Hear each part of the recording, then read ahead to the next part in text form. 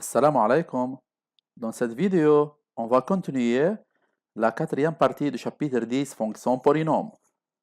Objectif, étudier les fonctions polynômes du quatrième degré et tracer leur courbe dans un repère orthonormé et étudier graphiquement les positions relatives de deux courbes. Plan d'étude d'une fonction polynôme. Pour étudier les variations de f et tracer C, on peut utiliser les plans suivants.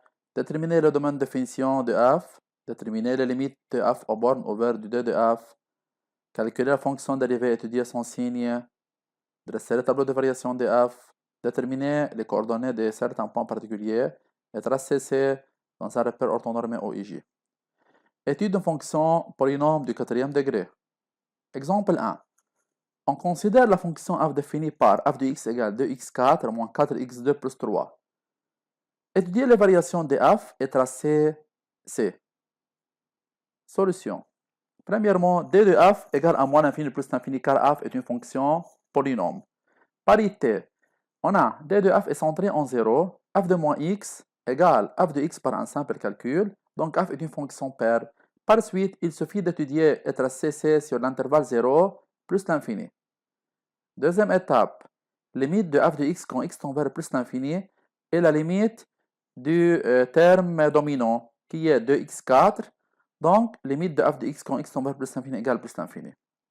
f' égale 8x facteur x2 moins 1. f' égale à 0 si et seulement si x égale à 0, x égale à 1 ou x égale à moins 1 qui est à rejeter. Remarque, si f est paire sur moins l'infini plus l'infini, alors on peut réduire des f dans 0 plus l'infini, étudier et tracer la courbe de f sur 0 plus l'infini, compléter la courbe sur moins l'infini 0 par une symétrie par rapport à y', y. Quatrième étape, tableau de variation. On a le signe de f'x dépend du signe de 8x et x2 moins 1. 8x est toujours positif car le domaine réduit est 0 plus l'infini. Et x2 moins 1 s'annule en 1 et son signe est moins plus. Par suite, le signe de f'x est moins plus et elle s'annule en 1. Et le sens de variation de f est décroissante puis croissante. f de 0 égale à 3, f de 1 égale à moins 1 et limite de f quand x tend vers plus l'infini égale plus l'infini. Et le point 1, 1 est un point minimum.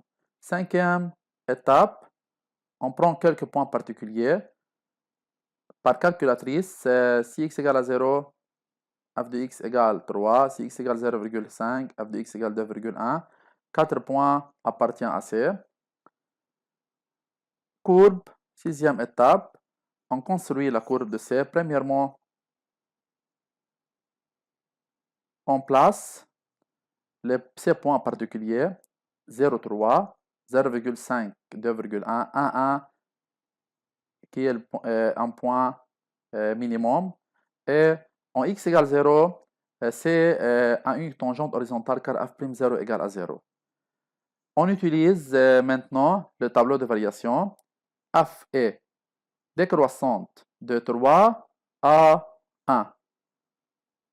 Puis, elle est croissante à plus l'infini. Elle passe par le point 1,5, 4,1. Compléter la courbe sur moins l'infini 0 par une symétrie par rapport à y', car f est une fonction paire, c'est-à-dire le point 1, 1 est un point minimum. Son image est moins 1, 1 aussi un point minimum. Même chose pour le point 1,5, 4,1. Son image par rapport à y', est le point moins 1,5, 4,1. Puis, on complète cette courbe sur moins l'infini 0 par une symétrie par rapport à y', on obtient la courbe C sur 2R. Application 1. On considère la fonction f définie par f de x égale moins x4 moins 2x2 plus 3. Étudier les variations de f et tracer C. Arrêtez toujours la vidéo avant de voir la solution. Solution. Première étape, d de f égale à moins l'infini plus l'infini. df est centré en 0 et f de moins x égale f de x par un simple calcul, donc f est une fonction paire. Alors, il suffit d'étudier et tracer c sur l'intervalle 0 plus l'infini. Deuxième étape, limite de f de x quand x tend vers plus l'infini est égale à la limite de moins x4 qui est le terme dominant de f de x quand x tend vers plus l'infini, et cette limite est égale à moins l'infini. f'(x) égale à moins 4x facteur x2 plus 1. On a x2 plus 1 est strictement positif, donc f'(x) prend le signe de moins 4x. f'(x) égale à 0 si et seulement si x égale à 0. On a le signe de f'(x) dépend du signe de moins 4x qui s'annule en 0, mais dans l'intervalle 0 plus l'infini, f'(x) est toujours négative. Par suite, f est strictement décroissante sur cet intervalle de 3 à moins l'infini. Cinquième étape, intersection de c avec x'(x). Pour f(x) égale à 0, moins x4 moins 2x2 plus 3 égale à 0. C'est une équation bicarrée. Pour résoudre cette équation, on pose x2 égale à t, qui est positive. Donc, cette équation devient une équation du second degré, moins t carré moins 2t plus 3 égale à 0. Les solutions de cette équation est t égale à 1 qui est acceptable, et t égale à moins 3 est à rejeter, car t est positif. Donc, pour t égale à 1, x2 égale à 1, par suite, x égale plus ou moins 1. Donc, c coupe x'(x) en deux points, 1, 0 et moins 1, 0. Intersection de c avec y'. Pour x égale à 0, f de 0 égale 3. Donc, pour tracer c, on place premièrement le point 0, 3, puis les deux points 1, 0 et moins 1, 0. Et f'0 égale à 0, donc c'est à une tangente horizontale en ce point. F est décroissante de 3 à moins l'infini et elle passe par le point 1, 0. Et puisque f est paire, on complète la courbe sur moins l'infini 0 par une symétrie par rapport à y'. Le point 1, 0 a pour image moins 1, 0. Donc, c'est la courbe de f sur tout R.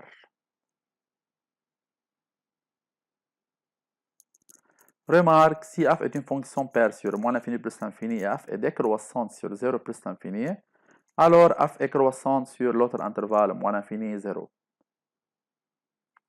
Position relative des deux courbes, approche graphique. Soit C et G les courbes représentatives des deux fonctions f et g respectivement dans un repère orthonormé OIJ. Comparez f et g. C est au-dessus de G si et seulement si f de x est strictement supérieur à g de x ou bien f de x moins g de x est strictement supérieur à 0. C est au-dessous de G si et seulement si f de x est strictement inférieur à g de x ou bien f de x moins g de x est strictement négatif.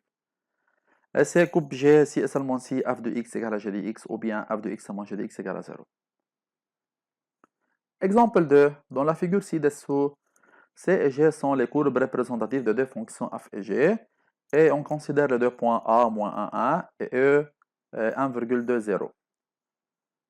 Étudiez les positions relatives de C et G.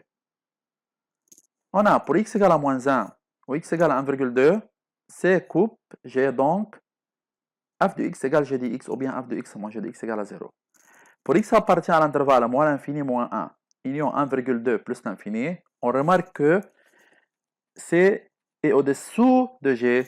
Par suite, f de x est strictement inférieur à g de x. Et sur l'intervalle moins 1, 1,2, on a C est au-dessus de G. Par suite, f de x est strictement supérieur à g de x.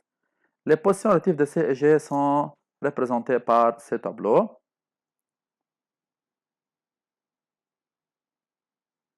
Exemple 3. Dans la figure ci-dessous, C est la courbe représentative d'une fonction f et on considère la droite D d'équation y égale à x. Étudier les positions relatives de C et D. Premièrement, on cherche les coordonnées des points d'intersection de C et D. Pour x égale à moins 1 ou x égale à 0, C coupe D, c'est-à-dire f de x égale à x. Sur moins l'infini moins 1, union 0 plus l'infini, on remarque que C est au-dessous de D. Par suite, f de x est strictement inférieur à x. Et sur l'intervalle -1, 0, C est au-dessus de D, c'est-à-dire f de x est strictement supérieur à x. D'où le tableau des positions relatives de C et D.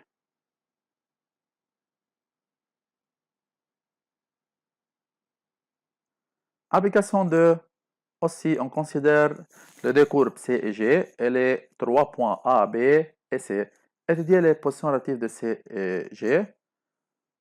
Même chose, on trouve premièrement les abscisses des points d'intersection de C et G.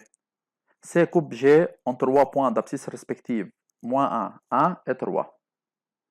Sur l'intervalle moins infini, -1, on remarque que C est au-dessus de G. Par suite, f de x est strictement supérieur à g de x.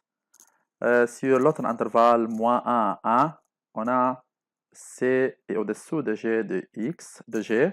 Donc, f de x moins g de x est négatif. Et sur l'autre intervalle, -1, 3, C est au-dessus de g. Donc, f de x moins g de x est strictement positif.